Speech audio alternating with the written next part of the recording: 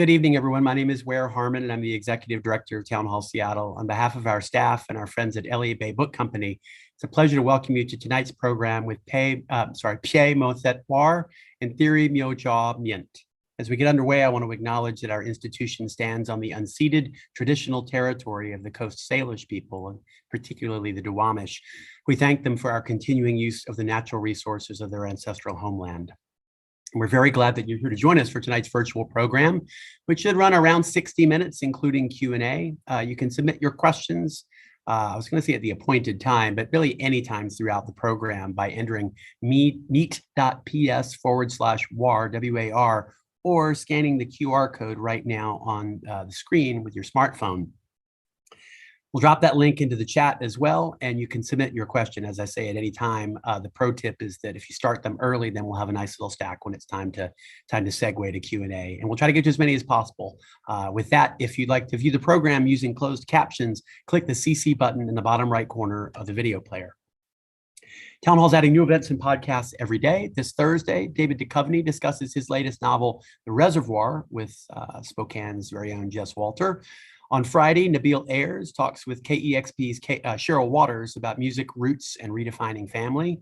Other events upcoming include Ibram X. Kendi, Michael Pollan, the final concert in this year's Global Rhythm series by the Korean folk pop group Akdang Gwangchil, or ADG7. And tomorrow, the last ever performance by Joshua Roman as part of his town music series, dubbed A Final Shellobration, his joke, not ours, to celebrate 14 years of truly extraordinary music in our great hall. You can visit our website for tickets to those and other programs, or join our mailing list, email list, that is, to get the latest updates. Town Hall's work is made possible through your support, the support of our sponsors. As part of our Arts and Culture series, tonight's event is supported by For Culture, Arts Fund, Seattle's Office of Arts and Culture, and the Washington State Arts Commission. But as you likely know, because you've heard us say it so many times, Town Hall is, underneath it all, a member-supported organization. And I want to thank all of our members for joining us tonight. And finally, you will certainly want to dig deeper into tonight's topic after you've heard the presentation. And the best way is to purchase your own copy of Pyae Moe Thet War's new book, You've Changed. Use the link in the chat below to get yours through Elliott Bay Book Company, our terrific local book-selling sponsors tonight.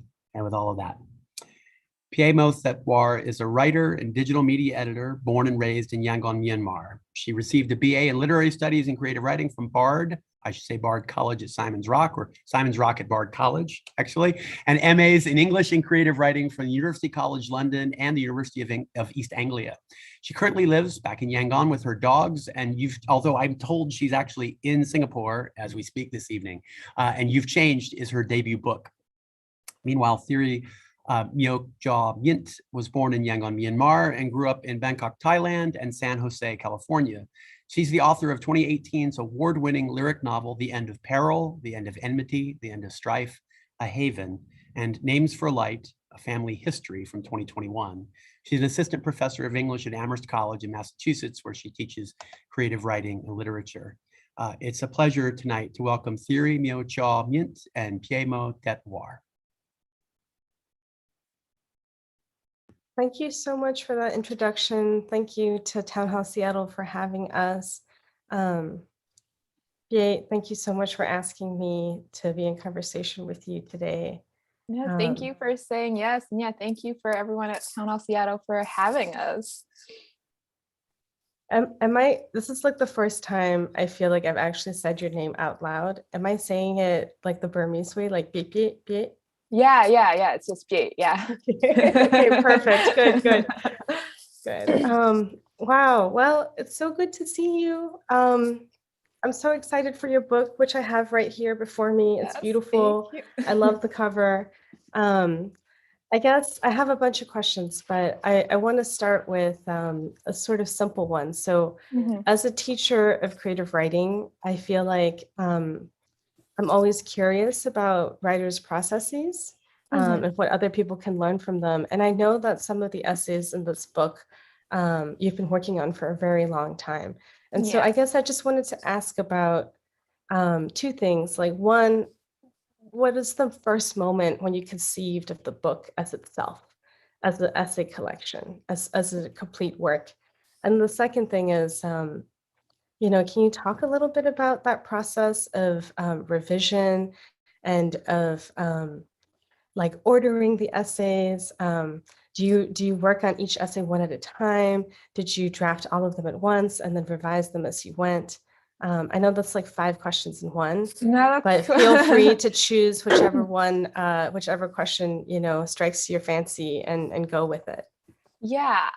So the way I always say that I draft, I'm a very fast drafter and I'm also like very chaotic. So like when I write with essays, I don't like when I'm working on, I usually try to finish the draft of each essay, at least like just focus on one essay and finish that first draft. And then I'll like, depending on how I'm also like a very like instinctual drafter in that if I'm like, I'm not really like, oh, I'll set aside, 4 days to work on one essay. It's like next day I'll be like, do I feel like revising this one or do I want to like start a new one? It's like, because for me, it's like, I don't want to get bored. I feel like I always write best when I'm having fun. So it's like, what do I want to do today?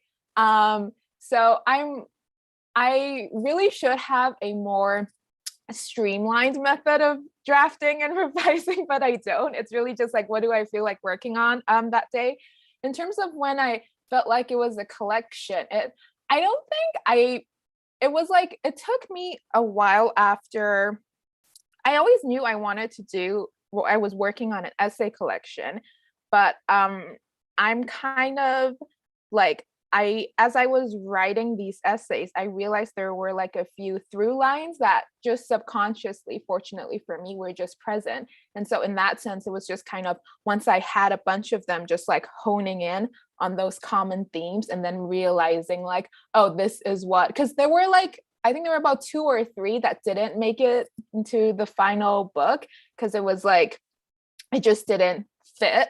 And in terms of order, I had an order in mind, and then my editor, Mega Majumdar, and I, when we were reordering it, we shifted a few, I remember in the middle around. I wasn't very like committed to my initial order. The only ones I knew I wanted in a specific position were the beginning and the end. I was like, I want those 2 to bookend the book, but like in the middle, we kind of like move them around a bit. And I think chronologically also, that was like one thing that helped with ordering the essays, was just trying to make sure in terms of people and characters that were introduced, that like that's kind of how we try to think about when we were thinking about ordering the essays.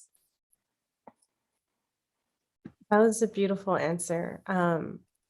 I love this idea of being an instinctual drafter and of wanting to have fun when you write, because I think that really comes through for the reader. Like, I felt like this is a really fun book for me to read. Thank you. I think that is because you were having fun writing it. Like, it makes sense to me now. Thank you. Now I'm kind of curious about what those through lines were for you, because I have my own, of course, but I'm just curious to know the ones that you were picking up on. Yeah, so the one theme in general that when, because my agent was pretty much my first reader for this, and then when we're going back and forth, the one theme that we kind of try to keep in mind was self-acceptance. So that was kind of like, and I know that's like a very like big, vague theme, but that was kind of what we tried to keep in mind. But as I kept writing and revising, I think like family, love, like just self-discovery. And I know those are all like really big, vague themes, but just trying to like interpret each of those within like the different themes and topics that each essay addresses. Do you have a favorite essay, and conversely, a least favorite essay, like something that was really easy and fun to write and something that was hard to write? I don't have a favorite or least favorite. I know it's such a cliche, but it does make me feel like I'm trying to choose between my children, and I never can, because I have like a very specific attachment to each one. Like I can tell you like exactly where I was mentally, like headspace wise, and why each one is special to me. I think I can tell you the most difficult one to write was probably swimming lessons, because that touched on topics that I was like, for so long, I didn't think I would ever be at a point in my life where I would feel comfortable writing about that in public. And I would say the easiest for me to write was Tongue Twisters, the one on accents, because that was one that I'd been wanting to write for years. Like I would think about this topic all the time, but I wasn't ready to write about it. And then I tell the story all the time, but I remember one night distinctly, I had like shut my laptop, I was getting ready for bed and I was brushing my teeth. And then I started just writing it in my head. Like I wrote like about 2 paragraphs in my head. And then I texted my friend, I was like, oh no, I gotta like get back to work because I like this essay just started writing. And that's kind of like, and that's what I mean when I'm like kind of instinctual. It's just, I just knew, I was like, I can write this now because I had started writing in my head. So that was easiest just in the sense that I guess I'd been ruminating over it for years. So I kind of knew where I wanted to go with that as soon as I started writing.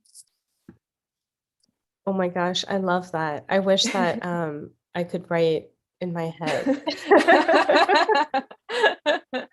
That seems like a special power. But I mean, I also feel like that came across me where in so many of these essays, I felt like you were giving language to things that I've been thinking about for a long time, but it felt like the topics were things that you had really like worked through and had thought about and like really sat with and grown. So yeah, it's beautiful to hear that confirmed and talking to the author. I guess a follow-up question I have is, you were talking about how swimming lessons was difficult to write because it's something that you didn't think you would ever, put into words, much less publish and have other eyes on. And I read in an interview that you did with Publishers Weekly where you talked about how the only way you got yourself to write the book was to tell yourself that nobody would read it. And so I'm just wondering, like, now that the book has been out for has it been a month? It's been over a month, right? It's been just a little over a month. Yeah, so now that it's been out in the world, I read it, people are reading it, we're talking about it. Has your relationship with that book, with the book changed? Has your life changed in any way? So I just have a general rule to like my friends, but especially my family of like, they can't talk to me about the book. I know they've read it, but I'm like, you can't talk to me about it. So my life hasn't changed in like a lot of, it hasn't changed explicitly, except it's like, I know they now know a lot more about me. Like, even though we don't like really talk about it. But my relationship with the book, I remember having like a massive panic attack I think it was about 2 weeks before pub day of just like, I was just like, what if everybody hates it? I'm like, I can't change it. It's like, what if it's terrible? It's going to be out. I can't take it back.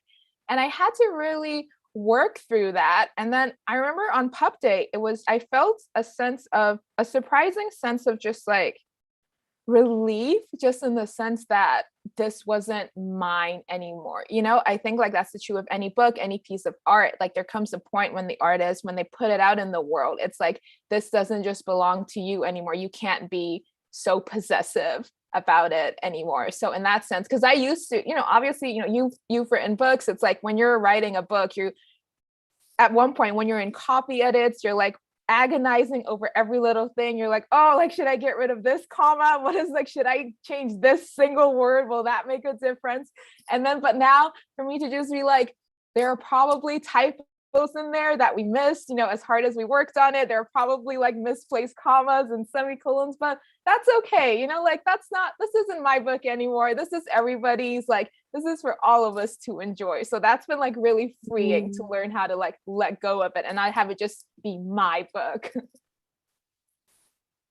Yeah, talk about self-acceptance. Thank you, No, definitely. I feel like I can definitely relate to that panic attack right before pub date. I feel that for me, the self-loathing I feel, or the book loathing, which is basically self-loathing, is strongest, weirdly, like between the time when the book is like edited and like submitted for publication and publication. Like, I Yeah. don't, it doesn't make sense, right? It should be No. before when we're trying to get agents, trying to get deals, but somehow it's like when you know it's coming out, that's when you hate it the most. Yeah, yeah. You're Uh, like, I don't want to read this anymore. And you're like, I can't change anything. yeah. My husband's also a writer, and he's in that stage right now where he's doing final edits on a book that's Mhm. coming out later this year. And every day I have to reassure him where he's like, it's the worst book ever, right? Like Yeah. everyone's gonna hate it, everyone's gonna hate me. And I'm like, nope. Yeah, yeah, no, I was like, can I just write a new book? Is it too late? Yeah, Like, that's so funny. But I also love this rule that you have about how people can't talk to you about the oh my book because God. it makes me feel very privileged that I'm in this position today. And I also feel now like I have to make the most of this opportunity because you're probably not going to want to talk to me about it after the hour's up. No, it's fine. It's really more like just because I'm a very like anyone who knows me in real life knows that I'm very introverted. I'm a very private person. I don't like to talk to people about it. So the fact that I've just like written a whole book about like my life and my thoughts is just for me, it's just like really, and it's also kind of, I feel like I've kept my writing life kind of separate from my more personal Mm, life. Like I feel like my family, for instance, they know that I write, but they don't really like, I don't really like send them links to things I publish or anything like that. So it's always been like when I'm like working on this book, it's just always been kept kind of separate. I remember when I had, because I was lucky enough to have an in-person launch event in New York last month, and my brother and sister came. So many of my friends came. I was so lucky. Ever like a lot of people came, and especially from out of town. But I remember, especially with my siblings, I remember being like mm, thinking, oh my God, this is the first time they're gonna see me do my job essentially, mm. and like talk because it's very easy for me to like keep those two lives separate and for them to like now be merging. It's just because now I know like my parents' friends have read it, just like people I know have like, friends of friends have read it. And for me, that's just like, I can't think about it just because it's really uncomfortable for me to be like, oh shit, like those two worlds have merged, whether I wanted them to or not. Yeah. At the same time, I mean, not saying that your book isn't truthful and it's not you, but it is still separate from you, right? Like our Mhm. writing is always separate from us and different from us. And it is its own thing, which I felt is like what you were saying earlier about the book not only being your book, but now it's like everybody's book. It's its own Yeah. thing. Um, but anyway, I did have a question in here about Mhm. audience. Um, and maybe you don't have an answer, and that's completely fine. But I remember reading your, I'm so bad with titles. I have to remind That's all myself what right. the title of the No, essay I have to was. remind like But what did I write? I remember reading Laundry Load. For me, it's just Uh-huh. the essay Yeah, on yeah. Pone, which honestly, like, you're the first person that taught me this concept, even though I'm Burmese. Like, yeah, my family, my parents just never mentioned it. They Hmm. just pretended it didn't exist. And I told you the story, right? Like Yeah. when I was in college, I took a class on Southeast, I took an anthropology class on Southeast Asia, and I was doing research for a paper I was writing, and I read this like 1920s white dude anthropologist writing about Burmese culture. And he said he was describing this concept of pone. And I was like, he's making this up. Like, this is so sexist. It can't be true. And then I met you, and you were like, no, it is true. But anyway, when I was reading that essay, there's a line where you say kind of to the reader, like, how afraid you are that your mother would read it. Um, Yeah. right. But as I was reading it as a reader myself, I was like, but her mother is like the first person who should read this essay. Right. Like that's the sort of reaction that I had. And so Hmm. I was just thinking, like, who was your imagined audience when you were writing? And has this audience changed now that the book is out? Um, Um, do you not have like a single imagined audience? Why or why not?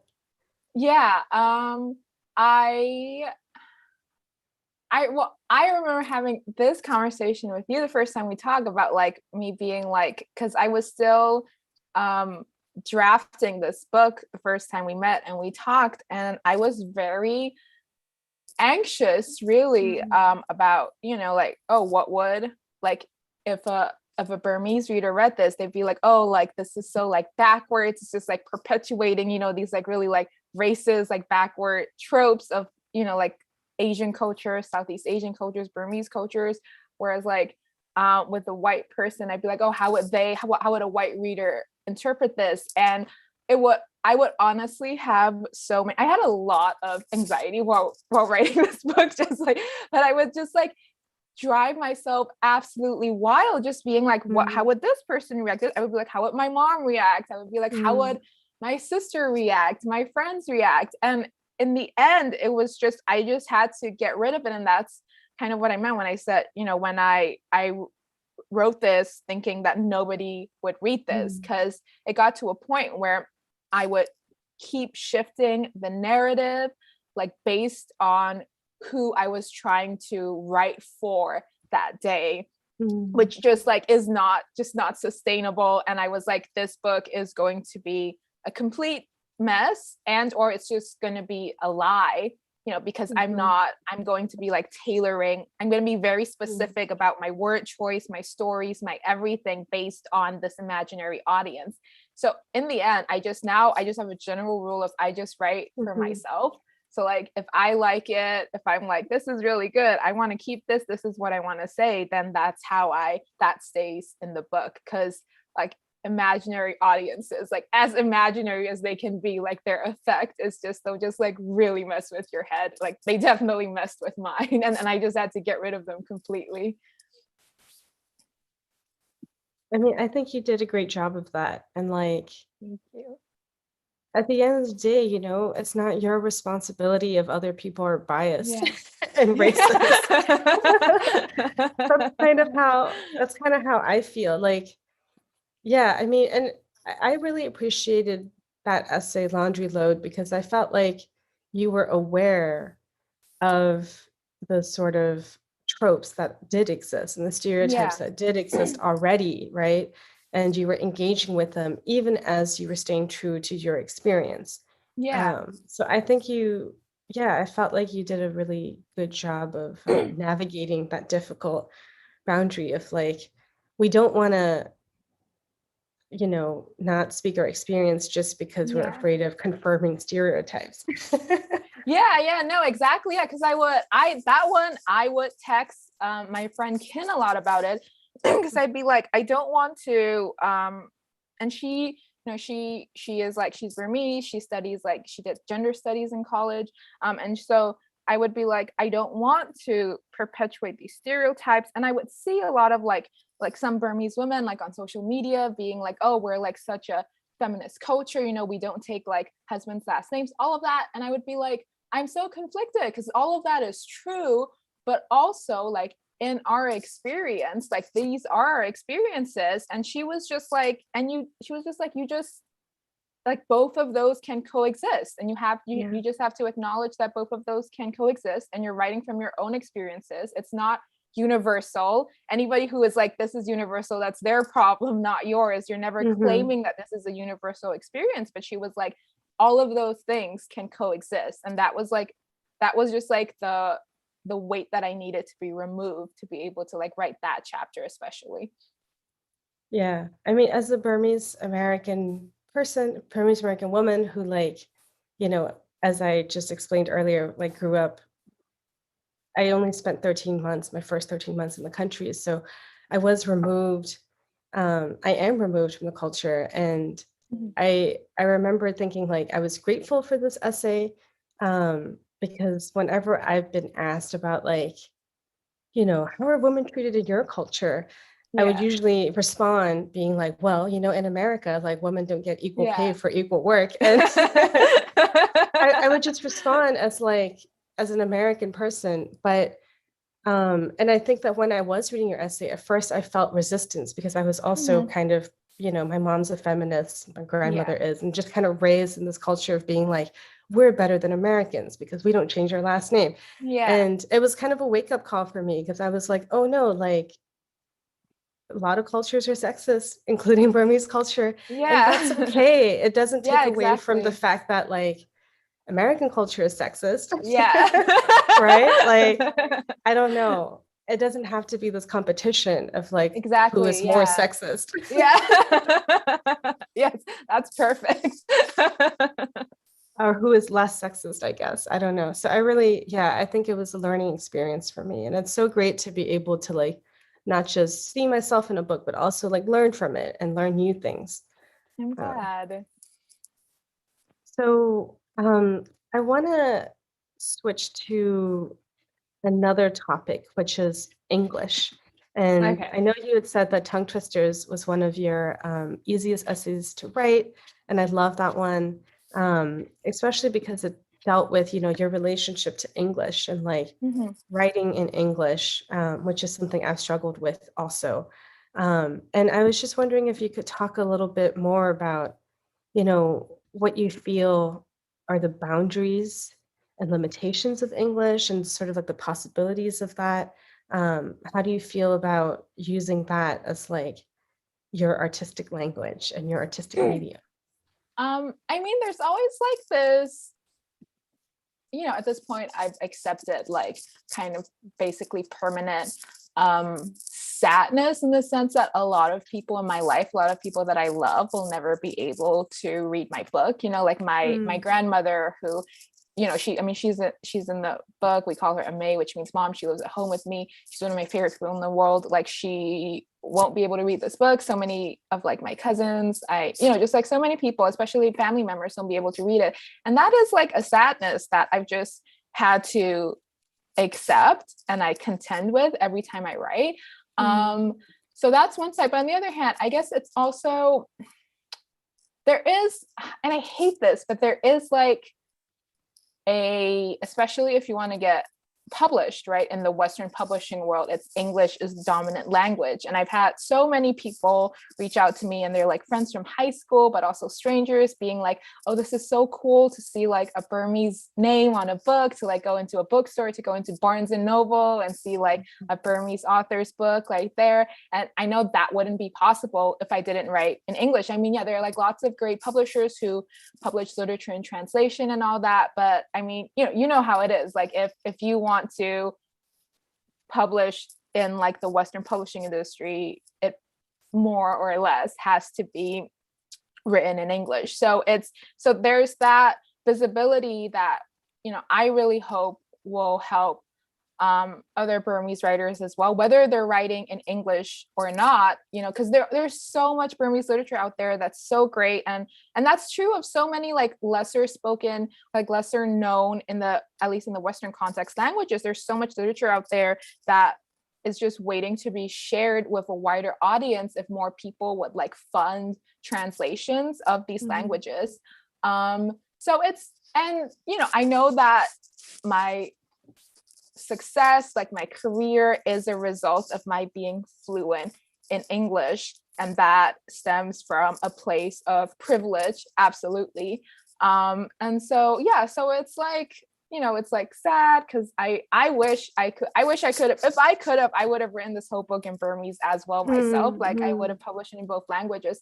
So it is sad that I just know there are people in my life who won't be able to read this. But on the other hand, I'm really hoping that this, you know, like I said, provides visibility and like I was looking just kind of like encouragement to other Burmese writers, whether you're writing in English or Burmese, to just be like, yeah, it's like it's there. Like you like we should, there should be more books with like names like ours on the bookshelves.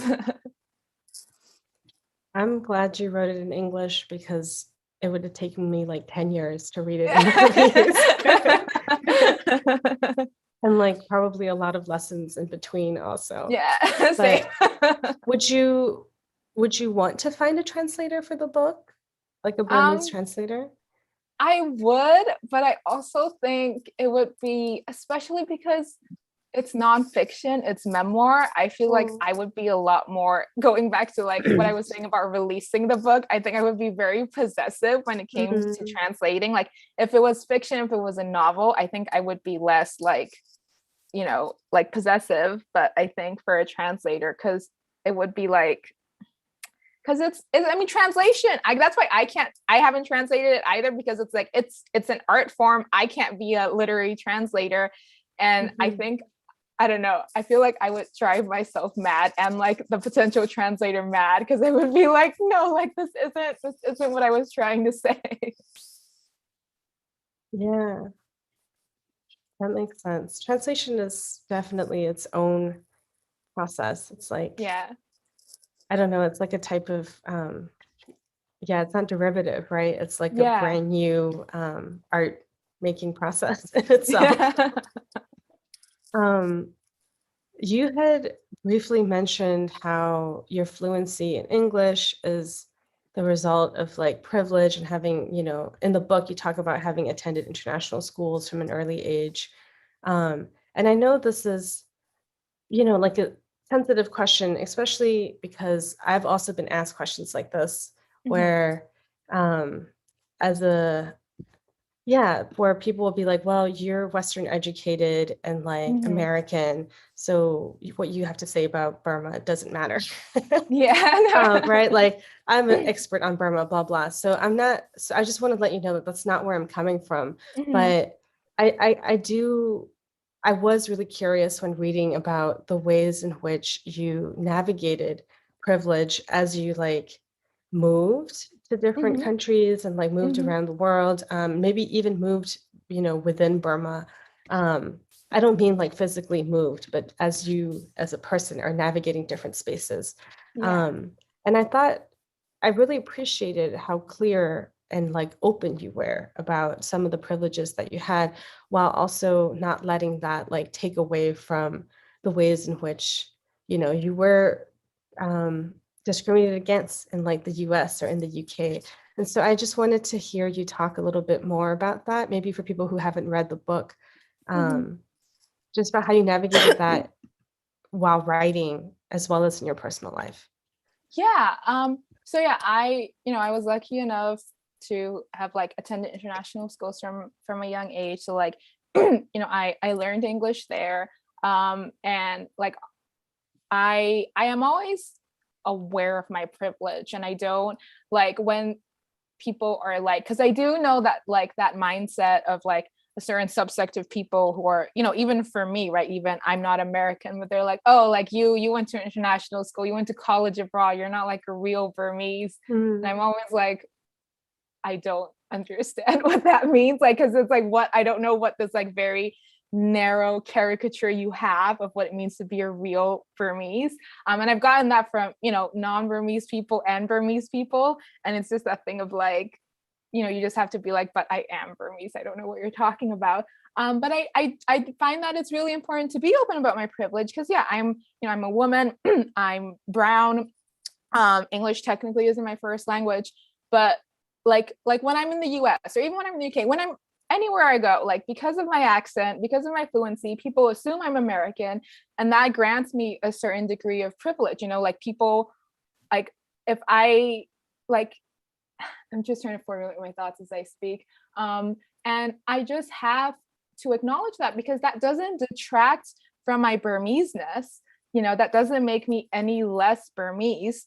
And I've just kind of had to like be aware again of just the two coexisting, of like when I'm in, I write in the book, but when I was in England and like where I was with my partner at the time, we would go, if we went, because he grew up in a very like small, very white town, and we would enter spaces where I would be the only, not just Asian person, but non-white person. And if I didn't speak, like you just kind of know people, like what people think of you, like you get the looks, and you just kind of know at a certain point in your life when it happens enough. But then I would speak and they would be like, oh, she's American.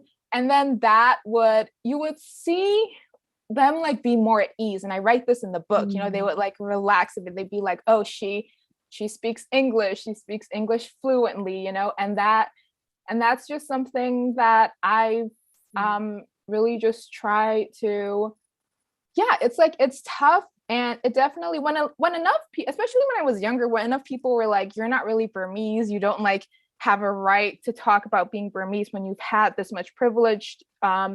It really does mess with your head, and you do have to really be able to like reclaim that notion of, no, I am Burmese, I am Myanmar, but also I also come from a privileged position, and it's a matter of acknowledging that, and also using your privilege to like just try to just for better, I guess, like because of my fluency, because of my like education and all that, I have like access to this network. Like with this career now, I have access to like publishing, which I like in Myanmar, like that is the Western publishing industry is basically no one really knows what's going on. So I always try really hard to like promote other Burmese authors, or like try to like help like work with Burmese writers, like younger Burmese writers, to be like talking about whether it's like querying agents, or like how publishing works, to just try to use your privilege for good. And just like, you just kind of have to like accept that both of those things can be and are true.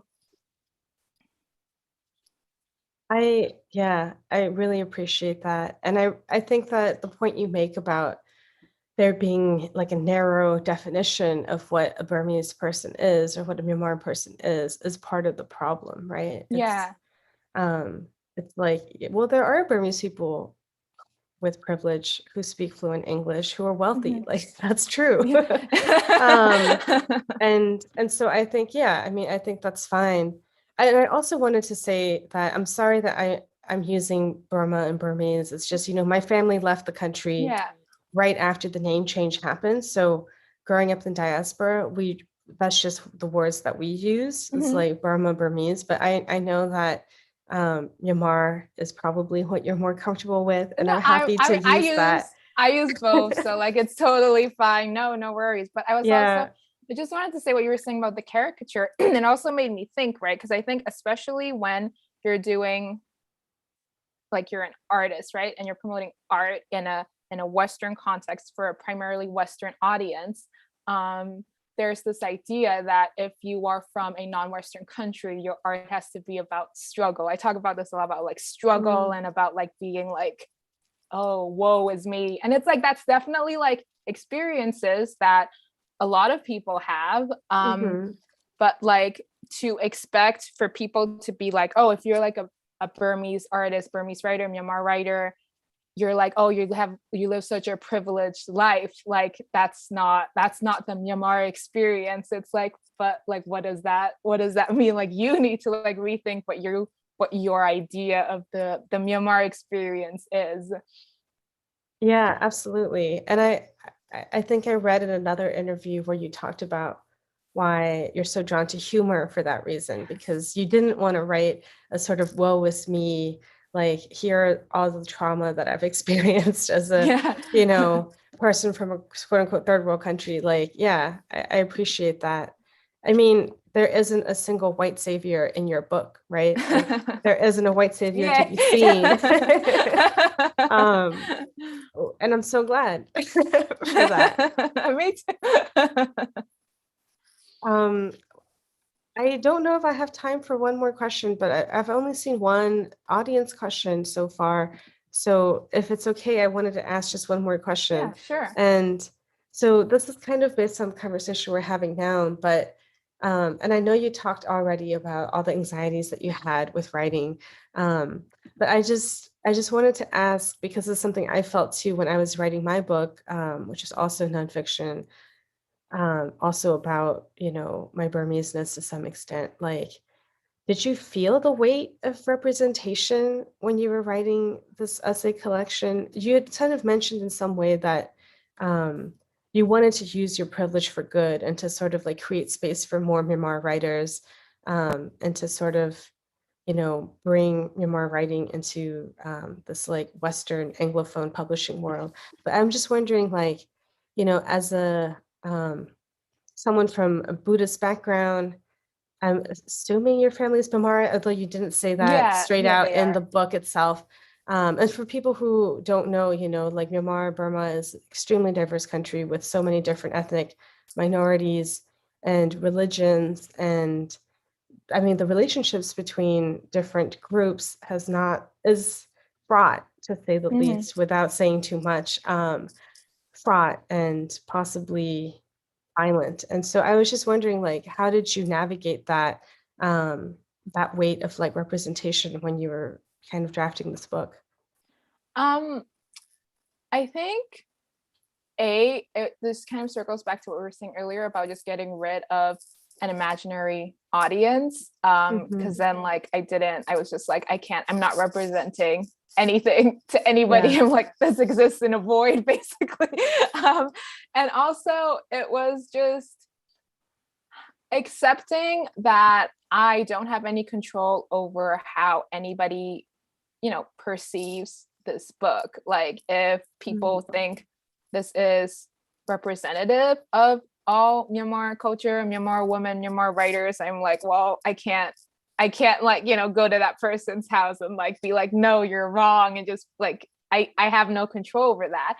But also I think to some extent, I just had to accept that this was going to be, in certain contexts, a Myanmar book, because it was like, my name is Myanmar. It's on the cover. As soon as you see it, if you're Burmese, if you're Myanmar, Burmese people, what this is. The subtitle has Myanmar in it. You read the summary, you see what it's about, and you can't, there is nothing I can do to change that. It is, and like for so long, and I write this in the book, I try to like fight that, be like, this isn't a Myanmar book, like whatever that means, like Myanmar is an adjective. But I mean, it is, because that's who I am. Like, that's the perspective that I'm coming from. That's the context that I'm writing in. But that doesn't have to be a bad thing. Like it's added, it is now part of Myanmar literature, like the Myanmar literary canon. And I've been like, that's neither, I don't think that's either a bad or a good thing. It's just a fact. And it's just coming to like terms with that, and just coming to terms with like, I'm sure for, what I write about in the book, I'm sure there are readers out there who are using or like viewing this as representative of the Myanmar experience. And I'm like, well, I have no control over that. And so there's no point in me like, going, like my mind going wild over that, because there's nothing I can do about that. So for any of these like possible, white liberal American readers who like read about Burma in the news and are now coming to your book, like, what do you hope they're going to take away? I just hope that they'll read more books by Burmese writers and just be like, oh, this isn't everything. Like it's so weird, right? Because you don't read one book by, say, a white American author and be like, oh, this is what it's like to be American. This is what it's like to live in America. And it's so wild that like the same isn't true for like brown writers or like Black writers, or just like writers of color in general, especially writers of color who don't live in non-Western countries. And it's like, oh, this isn't what I saw in the movies. And it's like, yes, surprise. Like, and I mean, I just hope they read. I'm always like all for encouraging people to read other books by other Burmese writers. And I hope you do that. Yeah, I mean, I don't know what you're talking about because my life is exactly like Jonathan Franzen's. It's exactly the same. That's great. No, I really appreciate that. We do have some questions coming in from the audience. So one question is, will your book be promoted or available in Yangon? Okay, I get this question a lot. Unfortunately, Yangon bookstores, they import internationally published books, so I don't have any say over what gets imported. So if you ask your local bookstore, they might be able to get it in for you. Otherwise, if you know anyone in like Bangkok or Singapore, like they might be able to order it. So I'm really sorry. I don't know. I have no control over whether or not they get into bookstores in Yangon. Would there be books coming through like a Lujone or something? my sister, oh my gosh, my sister went home from New York for the summer break because she's doing grad school in New York, but she went back to Yangon last month. and she literally had a suitcase full of 50 copies of my book because my mom was going around taking orders from everyone she knew, like all of her friends, all of like my friends, and she ended up my sister had a suitcase full of just 50 copies of my book, and I was like, this is so sketchy. Like if somebody checks your suitcase, it's like, why are there 50 copies of this book? So she was my Lujong for a while. So yeah, if you can find a Lujong, that could also work. That's awesome. For people who don't understand it, Lujong is like a quick way to, I don't know, it's like a convenient way for people in Burma. Yeah, it's like a courier. It's just like your personal yeah. courier. But you gotta like know someone who's like traveling. That's how we get like food in California. Another question is, do you have any plans to translate the book into Myanmar language? No, because unfortunately my Myanmar is not good enough, so I don't. If you are a publisher who is interested, my agent's details are on my website. Like if you would like to buy foreign translation rights, but me personally, no, because like my Myanmar is just not good enough for me to do that, unfortunately. Are you taking like lessons? Or had you taken them in the past? Yeah, I taken them when I was younger, but then I just kind of like stopped, which I really wish I did it now. But I used to have a job where I had to like read a lot of Myanmar, so that really helps with my reading. And I've been like trying to practice writing as much as I can as well in like a colloquial sense. So if I'm like texting and stuff like that, but not like formal lessons. Yeah, I was just curious because that's the beginning of your essay. What was it? Manglish? Manglish, yeah. Manglish, where you were talking about.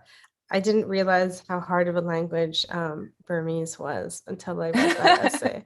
And it's hard. I felt a little bit better about myself for being so bad at it. Oh no, it's so hard. It's like a whole new alphabet. And all the tones. I didn't realize it was like a tonal language until I was trying to teach it to my husband. And I was like, why can't you hear the difference between these two words? Yeah. They're very different words. Okay, any other questions? Please send them over to us because we still have some time.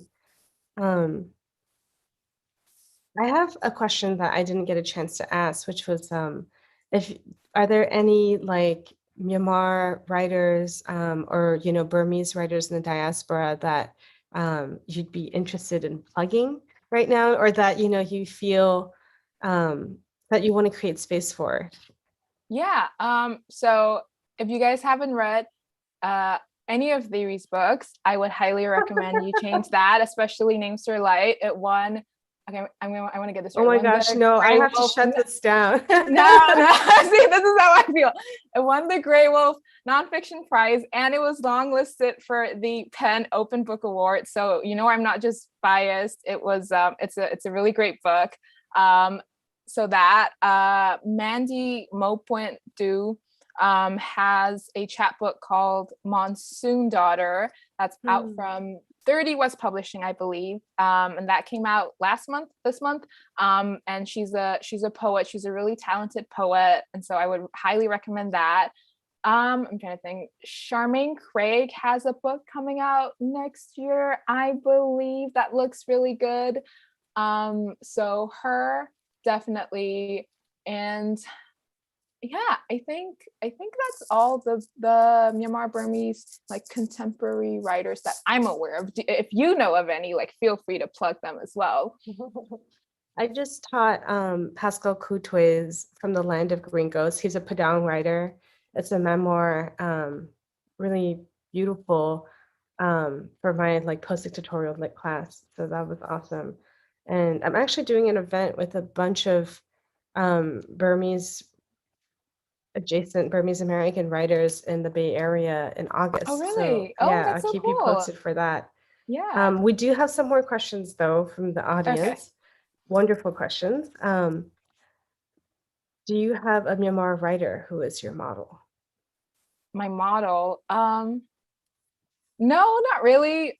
Just because like, and I don't, I feel like that sounded really, does that sound mean? But it's not just like, it's just in general. I try not to like well, not, I try not to, but I don't know, maybe you can chime in. I think like as an artist, as a writer, I've worked really hard to like hone my own voice and like style and tone. So I try not to quote unquote model my writing on anyone's. There are lots of writers that I draw inspiration from. Samantha Irby, I think her humor is fantastic.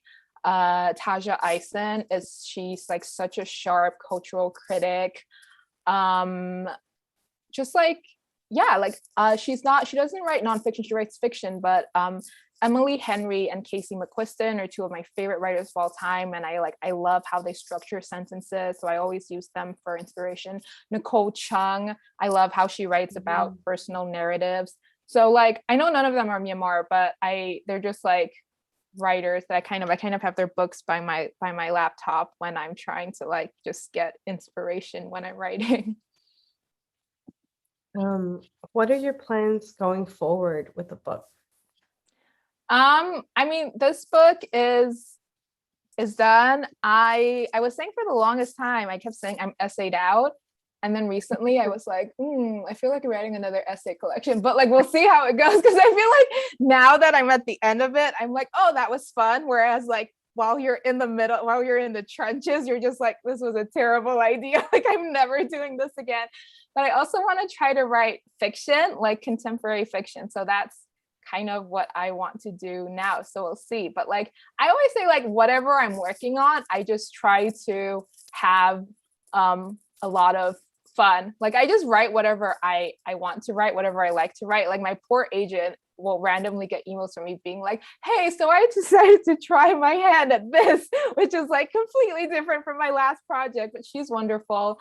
And so, yeah, I'll just see like what I want to write next. I think that's great though, to keep that spirit alive, because I feel like, especially a lot of like women of color who are writers, like we get pigeonholed, right? Like you write one thing and that has to become your thing, and you can never write anything outside of it ever again. So yeah, I think power to you. Thank you. To just try your hand at new stuff. Why not? Yeah.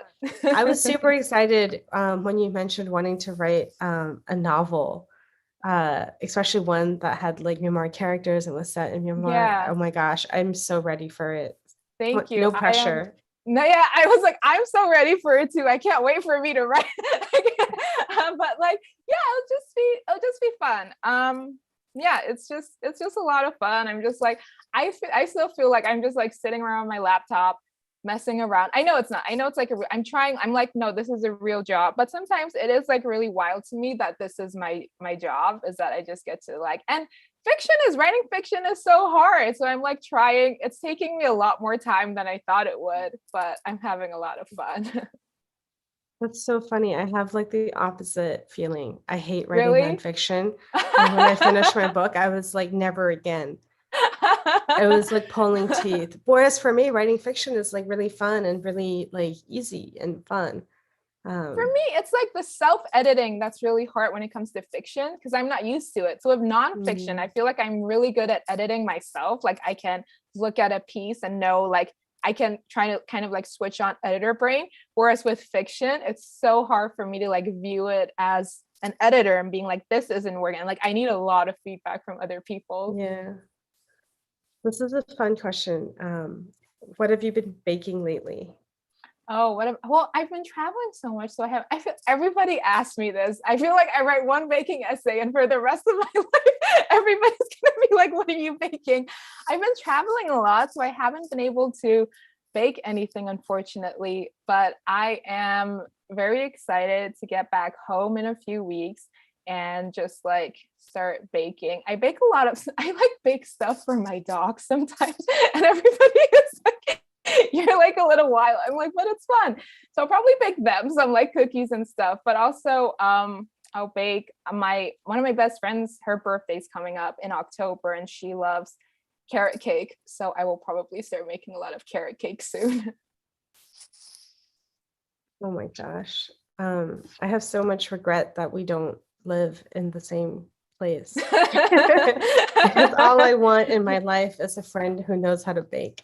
I felt so seen by that essay, by your baking essay, because even though I'm not good at baking and don't bake, the sort of commentary you had about Myanmar cooking, Yeah. I really related to, where you were talking about like the lack of precision and the ways in which like people just measure things Drives me nuts. I by can't your do feet. it. But like I felt so seen because I actually love cooking and trying to cook Burmese food, and that's exactly how I cook it.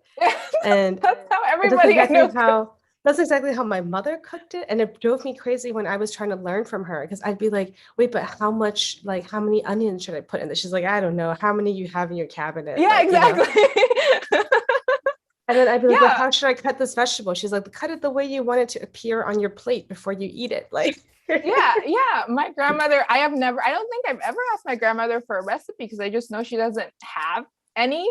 But it drives me nuts. I can't operate like that. I don't know how to, like, she's just like, do it, like, taste it. Oh, like, see what it needs, and then just throw in more things. And I'm I like, know. I can't I work used like to that. think it didn't make sense, but something switched, like maybe when I turned 30 or something. And like suddenly I was like, I need to eat Burmese food. I can't rely on people to cook it for me. Let me try it. And it was like somehow all those years of like just watching people do it, you know, and like being in the vicinity of people doing it, I just started doing it. It was wild. I'm still a few years away from my 30s, so maybe when I turn 30, I will start like throwing things into like the pot as well, and I'll be like, oh, this is what everyone's talking about. I know. I don't know. It might happen. Oh, anyway.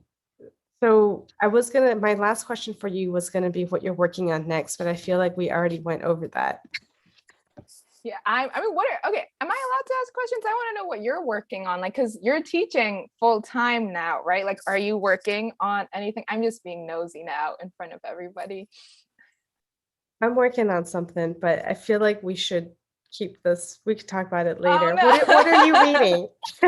What am I reading? I recently finished Book Lovers by Emily Henry, which I adored. And now I am reading The Charm Offensive by Alison Cochrane, I think it's pronounced.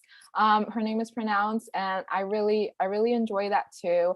I recently reread Body Work by Melissa Fabos, which is like a craft book, and it's so good. It's like completely just like shifted how I viewed like personal writing, like personal narrative, memoir writing. So I would highly recommend that one. Oh, cool. Awesome. Well, Pyae, I don't know. I mean, it's almost 10 for me, which Yeah. means it's 10 a.m. for you and 7 p.m. in Seattle. So maybe we should call it a night. Yeah, this was so much fun. I'm so glad we got to have this talk. Thank you so much. Thank you. Yeah, congratulations, and everybody go out and get your own copy if you've changed. It's beautiful. Thank you. Yes, that's beautiful packaging. I just want to give like an applause to whoever designed that. Great cover. I just want to thank you both so much for being here. Theory, I know it's late for you, and Pia, I know it's early for you, so I'm glad we could come together on this stage and talk about both of your work and your writing. And for my friends at home, don't forget to buy a copy of the book, and that link can be found through our friends at Elliott Bay Book Company. So go do that now. And thank you so much, everyone. Have a good night. Thank you. Bye. Thank you, everyone.